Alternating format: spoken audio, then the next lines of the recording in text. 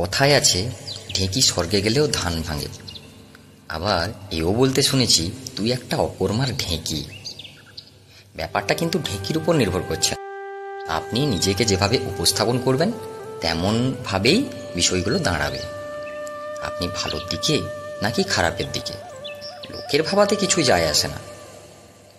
আর প্রথমে কেন একথা বললাম, তার কারণ আপনারা বিচার করবেন। তো আমার ক্ষেত্রে ব্যাপারটা এরকম হয়েছে যে আমি কিছু কাজের সূত্রে দিদি বাড়ি এসেছি। বসে বসে বোর হচ্ছিলাম, কী বা করা যায়।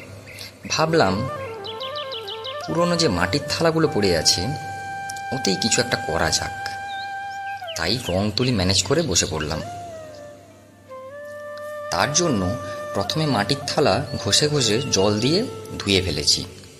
তাতে করে থালার উপরের যে একটা কোটিং থাকে সেটা উঠে যায়। এতে করে রং করার পর ওই রংটা বা ডিজাইনটা অনেক দিন স্টে করবে।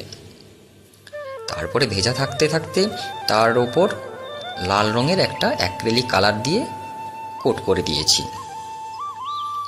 এবার শুকিয়ে যাওয়ার পর সাদা রঙের আলপনা দিচ্ছি। ব্যাপারটা কেমন দাঁড়ায় আপনারা দেখতে থাকুন।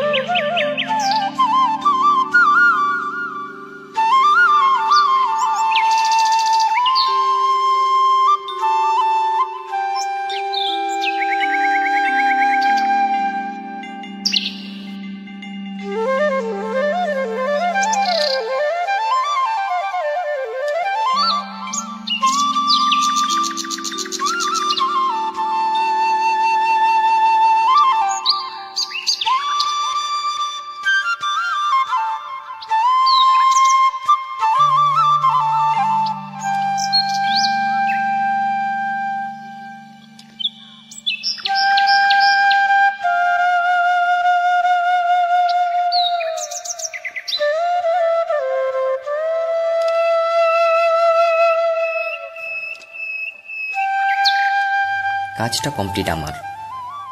আর কেমন হয়েছে আপনারাই বলবেন। ভালো লাগলে অবশ্যই জানাবেন। এভাবেই পাশে থাকবেন আর ভালোবাসা দিতে থাকবেন। আপনারাও ভালো থাকবেন, শরীর ও মনের যত্ন নিতে ভুলবেন না। দেখা হবে এরকম আরও একটি ভিডিওতে। এখন চলি, টাটা।